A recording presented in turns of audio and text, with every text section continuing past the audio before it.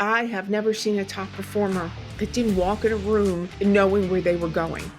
As a matter of fact, you step out of their way because you know they're on a mission. Welcome to the Freedom Point Real Estate Podcast, where we talk about creating more time freedom through passive real estate investing. Passive investing in real estate challenges conventional investment wisdom. We are passionate about learning and sharing resources with others who are ready to transform their investing mindset.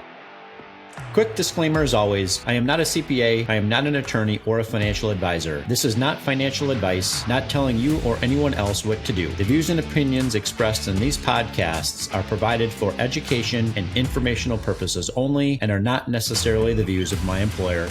I'm glad you're here. Now let's dig in. All right. Welcome back, Freedom Point Podcast listeners. Thank you again for joining another episode of the Freedom Point. I'm so glad you're here with us again today. I've got another amazing guest. I know I always say amazing, but this one truly is. I've got Gail Kasper. Gail, welcome to the show. Oh, thank you so much for having me. I'm excited to be here and to meet your viewers and audience.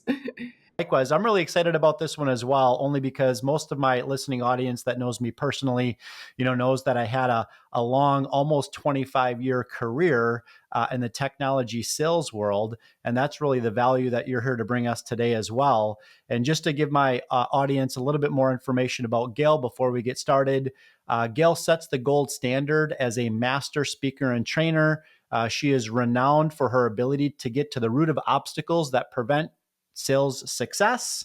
Her proven solutions have been adopted by Fortune 200 and multi-billion-dollar organizations. Gail, would love for you to maybe unpack a little bit more about kind of your background. I mean, I got to imagine you've got a background as a former recovering salesperson, just like myself. So would love for you to get us current and let us know what you're focused on today, et cetera.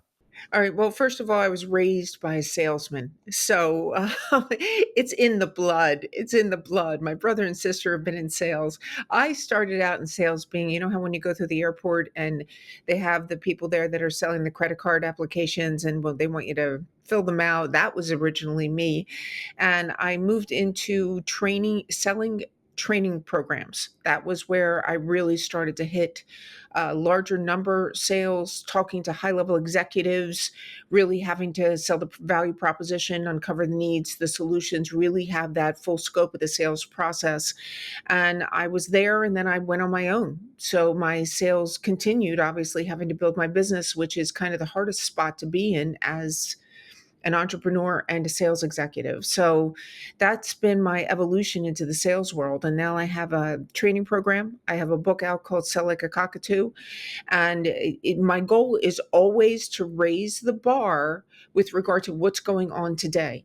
So meaning, you don't want to just do the same old, and there's a lot of competition out there. And you as a sales representative, sales consultant, you know that you've got to be different. You've got to be creative. You've got to step out over the edge. Yeah. And I know you're just scratching the surface on this one. So definitely want to drill in on what you just said. But, kind of along those same lines, what are some of the common sales challenges that you generally see, across the board, regardless of the company or the size of the business? And I think there's a reality, and it hurts my heart because I know that as a sales representative, you have to make money. You got to close deals. You've got to put food on the table, and you've got to build that momentum, and you've got to keep the job. That's a reality. And so here we are as human beings struggling with the fact of survival. And at the same time, okay, what does this customer need? What's going to be best for them? How do I make this work for them? So really, we're trying to tie both of those together. And to put the customer first before you, that's the ultimate challenge. So let's back it up for a second and say, you got to believe 1000% in what it is you're selling. That's the heart and core of everything else. Believing in what it is that you're selling so that when you walk in the door, it's not just about, okay, I got to close deals and I got to put food on the table and I got to make sure I make my numbers, but you're actually doing what's for the best interest of that customer. So that to me is one of the biggest challenges I see. The second biggest challenge that I see is really being prepared. 40%, 47% of sales representatives will go into a sales call not being completely prepared for it, meaning they're going to talk to the customer, whether it's the sales process and making sure they hit all the angles, prepared for objections, but really ready for it. So that in itself is going to cause you a stress when you're in the field. So you got to make sure that you're ready. Yeah, no, that makes total sense. And, that pre-call planning, is incredibly important that salespeople, do as much of that as they can on the front end before they enter into that sales call. I think it just helps the buyer, to have their guard, lowered when the sales rep comes into that, sales conversation, having done their own, homework and due diligence. And you're exactly right. I mean, treating customers like they're transactions, good luck, right? You treat a customer where you're serving them, providing them genuine, authentic value, and putting their needs ahead of your own, is really going to be transformative and really a game changer for any salesperson. Does that resonate with you? Oh my God, both of those things. Because I would say number one, when it comes to the pregame, okay, I'm thinking about going in to talk to this person. I would say, as a sales representative, when was the last time you actually wrote out your entire presentation, every possible question you could ask, from the bridge questions and the warm and fuzzy to the product related questions to the ROI and hardcore questions where you're saying, okay, I can deliver a return on investment to this customer? When was the last time you wrote that out? When was the last time you wrote out a real value proposition and said, wait a minute, has it changed? Do I need to add to it? Is our company now doing something different? Is there a new product that I can be talking about that I never even thought to add into my value proposition because it didn't relate to that customer? But hey, it gives us credibility. So when was the last time you really did that? And it's like you said, you got to have that real relationship with the customer about your product. If you do not believe 1000% in your product, don't sell it. Find something else.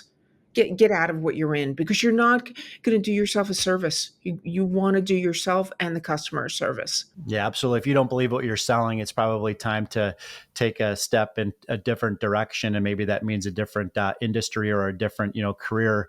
I was also the son of a top performing sales rep, otherwise known as my father. I also have 4 children, and a couple of them are almost certain to follow in my same footsteps. One of which is my teenage son, who just recently turned 18, and he's building up a business related to outdoor landscape and maintenance and things like that. And he's quickly realizing that it's really a sales job, right?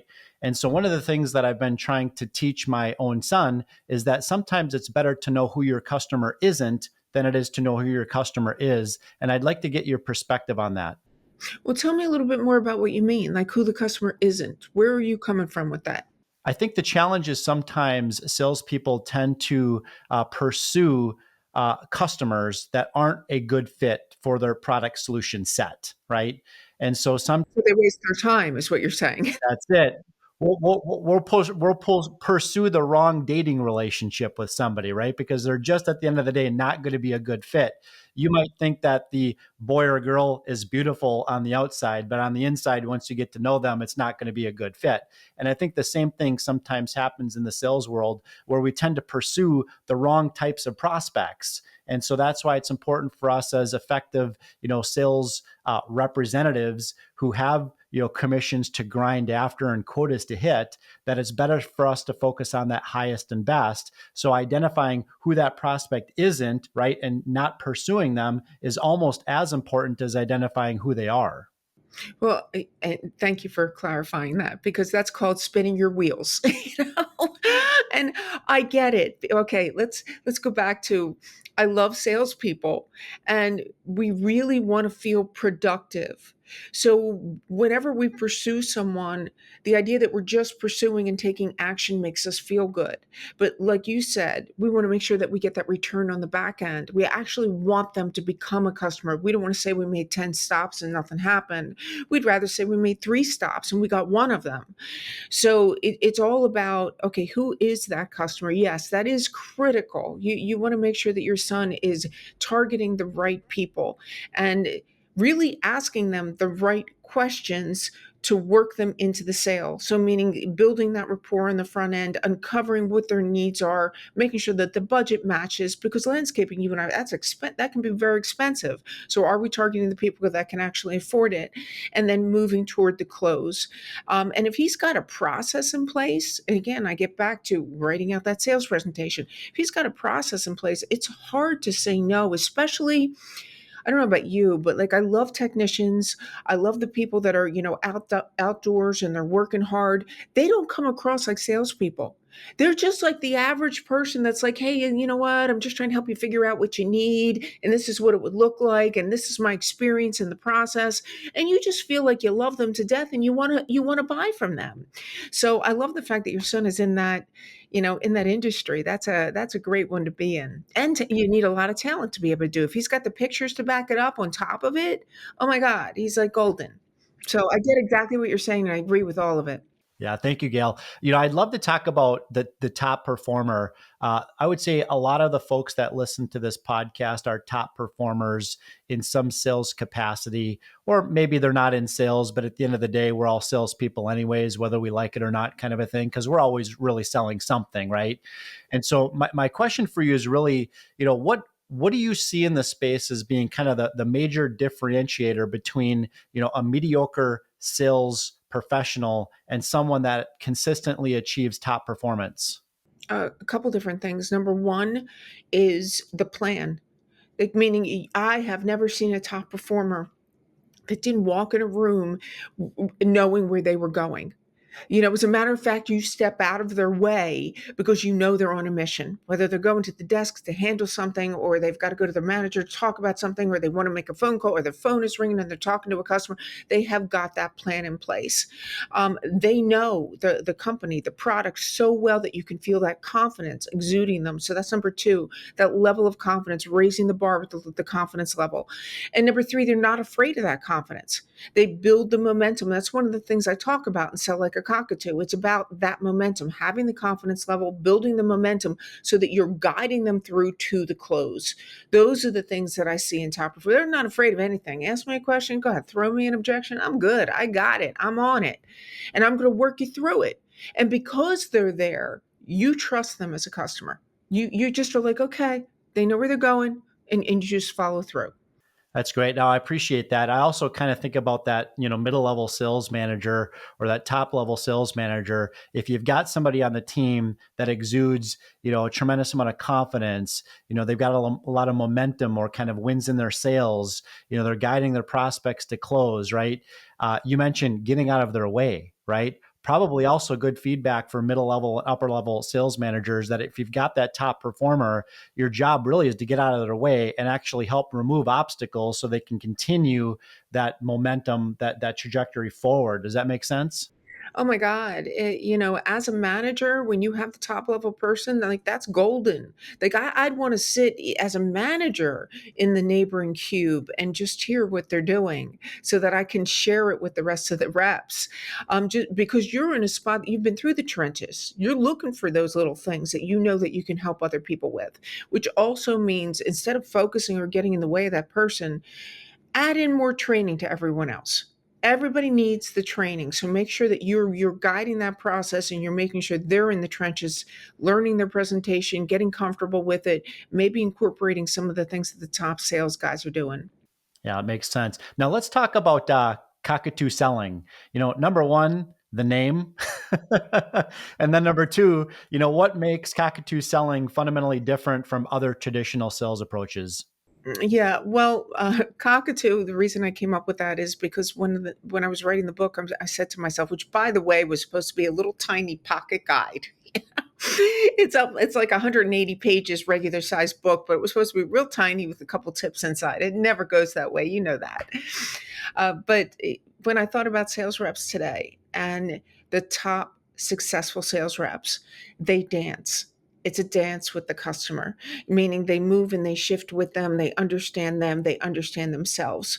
So that's what cockatoos do. They dance. They not only dance, so that's one of the things the book brings is over 50 body language and tone of voice techniques so that you can make adjustments for yourself in a sales call. So you learn them for you, but then you're in a spot to really read that customer to make those adjustments during the sales call as well. And what makes it different is really it takes the sales process and it puts it on steroids. It just takes it up a notch. It just says, okay, I'm not just going to give you tools. I'm going to tell you that when it comes to your presentation, learn it so well that you could have a marching band next to you playing and you could recite it without a beat, without missing a beat. So it just really takes the whole process and elevates that. And then it gives you the thought processes, the psychology behind why things are happening the way that they are. Why is it important, especially in this day and age? We know that customers are looking for lowest price, lowest price, lowest price. As sales reps, we go into the call knowing that's what they want. So immediately we go to a negotiation platform in objections versus fighting for value first. In other words, the mind of the customer wants to know that you're going to negotiate and that they're willing to concede and even pay more if you'll fight for the process. So don't just be willing to negotiate down, be willing to fight for the value of what it is that you offer. Yeah, absolutely. Otherwise, we're just cheap, right? At the end of the day. So I'm Zach Captainstall, CEO and co-founder of Rise 48 Equity. Our goal is to help you protect and grow your wealth by investing in large multifamily apartment buildings. We do all the work as far as sourcing these large apartment buildings from the brokers, doing all of the on-site management with our vertically integrated property management company, doing all the renovations with our vertically integrated construction company. We completely rebrand the exteriors. We will renovate the interiors to our full platinum level scope, which increases the value of the asset to get that profit margin for the investor. If you'd like to learn about how you can partner with us on these exciting opportunities, and go to our website and set up a call with our team. I really appreciate your you kind of alluded to the stage presence on a sales presentation. I know that typically when it comes to those that are giving public speeches, right? 80% of it is about the stage presence, and 20% of it's the content, right? Which is crazy.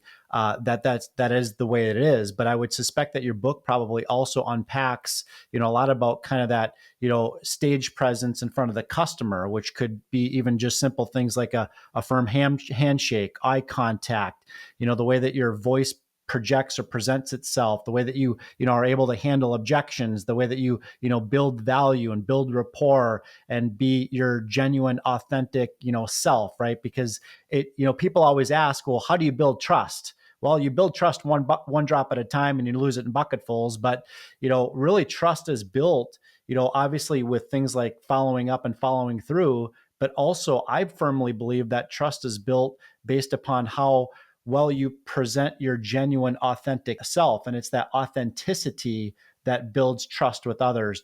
Does that resonate with you? Yeah, oh my gosh. I thank you for the rundown. You just gave a rundown on my book, by the way. So thank you for that. Because, yeah, your body language, tone of voice, and words, it makes the difference in whether a customer is going to buy into you. And I do address like 55% is body language, 38% is tone of voice, 7% is words when it comes to our communication. So, like you said, people are not paying attention as much to the words. But what I ask sales representatives to think about is that doesn't apply to you as a sales rep. It's 100%, 100%, 100%, meaning 100% body language, 100% tone of voice, 100% words. They don't add up to 100, obviously, but a customer is looking for you to falter. Like, meaning you and I could be here, I could drop a pen and you're going to be forgiving. Okay, Gail dropped the pen. That's why she lost eye contact. A customer sees you drop a pen and, oh my God, what are they hiding? That's where their brain goes because they're ready for you to take them on some level. So your tone of voice, lower pitch voice has authority and knowledge. It doesn't mean you drop the pitch of your voice, but what it does mean is that you're aware of not having it escalate. We have a tendency to have our voice escalate if we don't know what we're talking about. So making sure that your tone of voice doesn't change, your body language, you know yourself so well. You're so comfortable with you that you can be present with the customer. You talk about building trust. Presence is what builds trust. How do you get to presence? It's through confidence. If you don't know what you're doing, you're so busy thinking about what you're going to say or do next, you're not present with them. So powerful. Listening audience, hit rewind for about 60 seconds and listen to that again. So I'd love now to maybe kind of pivot the conversation a tad, and I'd like to talk about a fear that I oftentimes hear, in the sales world, and that is the impact of AI and automation and how it continues to play a bigger role in sales. How would you encourage, sales reps? And we know that people buy from people, obviously. How can sales reps keep that human edge that builds real relationships and trust that AI will likely never be able to take away? Yeah, I feel bad for AI. That chat guy, he's trying, and he knows so much. But here's the thing: we don't want to have automated messages. Automated messages, unless, hey, I'm out of the office, or somebody will get back to you within 48 hours. Unless we're really just following up on something, I don't believe in any of that. If you need AI to help you put a message together, certainly, okay, have them help you. But make sure you hit rewind on that and you go through it and make sure it's your voice. Because I'll tell you, with my business, I deal with my marketing people. I'm like, you know what? You put something from AI together, I'm going to know it, because I will see words like transformation, revolutionize. And if I see those words one more time, like, I cannot stomach it, not one more time. So, and people will know that. We do not want them thinking something's coming through that was generated by a robot, by a computer system. We want people to get that we're behind it. And there's two things that we can do with that is, number one, generate our messages or letters or notes or whatever, make sure it contains information about us, but then have that follow up, that phone call, that face to face, that networking opportunity, the things that we're not doing as much of today that used to be the way that you really sold. And we're getting back to more of that now. That's something that's changing. People were going more toward computers and how we're going to, sell through computers. But really, the reality is we're getting back to, what was the last networking event you went to? What was the last time you connected with somebody? What was the last convention or conference you went to? And you said, you know what? Who might be my possibilities here? And how do I build stronger relationships?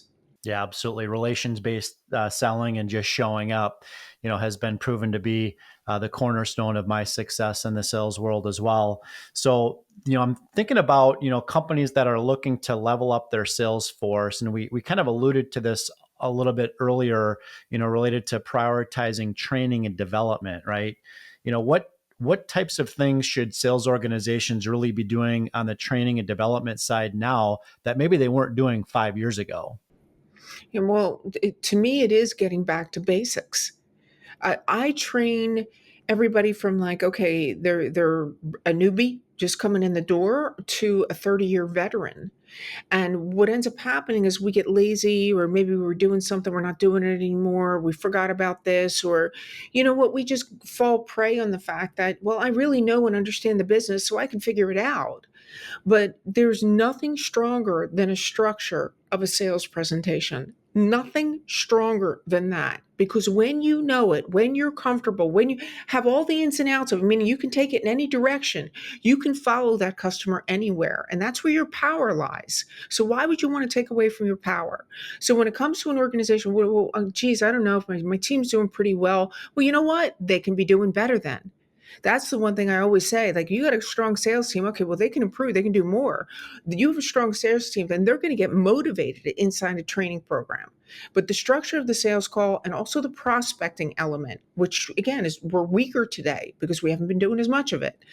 So we've got to be making sure we're making the calls. We stay involved with the cold calling. We know how to present ourselves. We know how to deliver our power statement, go for an appointment, ask for a referral, that we know all of those things because we want to maximize every opportunity. Sometimes you only get that once. And you and I both know that. And you don't want to miss it when it comes your way. Gail, I want to be transparent with you. For the last 2 years of my selling career that I recently retired from, I had a side hustle, a small business that I was growing up to eventually become my main hustle, right? During that final 2 years, I was able to consistently achieve my quota and exceed it, while only giving it 50% of the effort. So my question for you is how can top sales performers really structure their day so they're focused on the highest and best activities that actually yield to results and eliminate a lot of the extra clutter that's going on either in the 6 inches between their ears or otherwise? Yeah, well, always refer to I have a book out there called Unstoppable. It's got a technique called the systematic attitude development technique. And what that is about taking action. And we have a tendency to it falls in line. You know, the more time you have in a day, kind of, if you only have three things to do, it expands to that time. We want to maximize every single day. So what I always say to people is make a list of the things that you have to do in a day to have a successful day. What are those things? What are the things you have to do to have a successful day? So that means like not getting off track and okay, getting caught up in a customer situation that you need to pass on to someone else versus you do it yourself. And then prioritize that list. Put it in the order of importance based on what things, if you did them, would produce the greatest positive results? Because you're going to make sure before that day is over, you do the top three things. Those are the things that have to get done. And then finally, step four is to ask for help. We all get stuck. Even top salespeople, we get stuck. You know, we get caught up in something, we're distracted, we have life, we have problems, everybody's got something. But to ask for help because we're caught up in our own brains for what we know. And when you ask for help, you're now seeking outside information that can kind of move the needle forward so you can change what it is you're doing. And there's nothing wrong with that, whether you're at the bottom trying to figure out how to build your way up or you were a top sales representative. But top sales representatives, too, they don't want other people to handle things because they want it done right. But you know what? Start to delegate, start to let go of it so that you can build the momentum with other things that you're doing, the things that will actually get you the results that you have and continue to build the success. Yeah, Gail, that's so powerful. I just love your reminder on having, clarity and focus and, really it's the action takers, right? That those that are willing to take daily consistent action towards their goals, they reverse engineered their goals so they know, what types of action steps they need to put in or reps they need to put in to, really dominate the space that they're in. And I love your also reminder of asking others for help. I remember back when I was in high school, I was the president of our DECA chapter. We competed in sales competitions and it was wonderful. And I'll never forget, my professor or teacher at the time said, sometimes salespeople need a checkup from the neck up to avoid stinking thinking and hardening of the attitude. For whatever reason, that just resonated with me. That is like, that's clear, concise, and to the point. That could have been your entire podcast. That's right. Well, I'd love to pivot and hear a little bit more about some of the powerful advocate for some of the causes that you're involved with. The military, inner city youth, animal rescue. You've got a lot going on, but you're finding ways to, to really give back to some of those groups, in a humanitarian way. So we'd love to maybe have you, tell our listening audience a little bit more about what you're focused on there. Yeah, and I thank you for that because like I'm always open to talking to kids in a school or to supporting the military wives. So often they have get-togethers. And as far as the animal rescue is concerned, I have a foundation called Potographs, and we support animal rescue and animal welfare efforts. So we actually contribute to other rescue efforts just to build awareness and to make sure that people are focused on rescue, adopt, don't shop, which is a big message on my end. That's great. Well, thank you for sharing that. I also would be remiss to ask you about these books that you wrote. I'm pretty sure we got the name of one of them, Unstoppable. I believe there's another one, which you can let us know more about. And what is it that those books are teaching sales professionals, and kind of what are some of the things that most resonate with those that read your two books? Unstoppable is 6 easy steps to find and achieve your fire. And that gets back to the systematic attitude development technique. So when you're stuck, when you need to take action, when you're caught up in emotion versus logic, which is what everything in sales is all about, whether you're dealing with the rejection or you're out there cold calling, or you need to continue to build momentum, or you need to take time and just train and go through your sales presentation. So that's systematic attitude development technique. And it's also great what I have found with every one of my training programs. It's a great way for people to stay focused on their goals. So you got big visions, big goals, but you kind of been putting them off on the side. Well, it will help you take the steps to get there. And Sell Like a Cockatoo, which is the book that has recently come out with the brand new way of selling, which is you want to figure out how to build momentum in your sales career, then that's the book for you, because it will go through the entire sales process from the start to the finish. It also has workbook style in there, so that you're in a spot to be taking notes as you go. It encourages you to really work, rehearse, learn your presentation. Again, take it up a notch. Stop being average. Sales representatives I see so often, and they're average when they can be excellent, but they just need to put the time into it. That's the only missing link. I love that. And I love the name of that book. And now I'm going to remind myself anytime I'm in a sales presentation or in front of an audience that I'm going to feel like I'm a bird kind of dancing around on stage. Did I send you the copy of the book yet? Not yet, but I'd love to have a copy of it. I'm going to send you a copy. I'm sorry. I am so sorry. No, I'll make sure you get a copy because you have to have it. You're like a sales master. I mean, you got to have that. Thank you. I appreciate that. Would love for you to leave our listening audience with maybe 1 or 2 different ways that we can connect with you to learn more about what you're up to. Yeah. You can go to my website, which is Gail Kasper with a K.com. So that's the easiest way to find me and to stay connected, or through any of my social media platforms. I'm on Facebook at Gail Kasper Fans. I'm on Instagram at Gail Kasper. So, really Google me, you'll find me. It's the best way to stay in touch. And I absolutely have a download. I'm going to send you the link for that, which talks about different ways that your audience can close, how to be more effective in terms of closing. So I'll make sure I get you that link. So enjoy. That sounds great. Well, we'll definitely put those links in the show notes for this episode. Gail, this has been a powerful episode, so thank you. Thank you so much for having me. It's been great to be here. Thank you. Of course. And listening audience, thank you again for joining another episode of The Freedom Point. We look forward to having you join us on the next episode. Thank you for hanging out with us today and for listening to the Freedom Point podcast, powered by Starting Point Capital. This show is for entertainment purposes only. Nothing said on this show should be considered financial advice. Before making any financial decision, please consult with a professional. This show is copyrighted by the Freedom Point podcast. Written permissions must be granted before syndication or rebroadcasting. If you're interested in connecting, you can find contact information at startingpointcapital.com.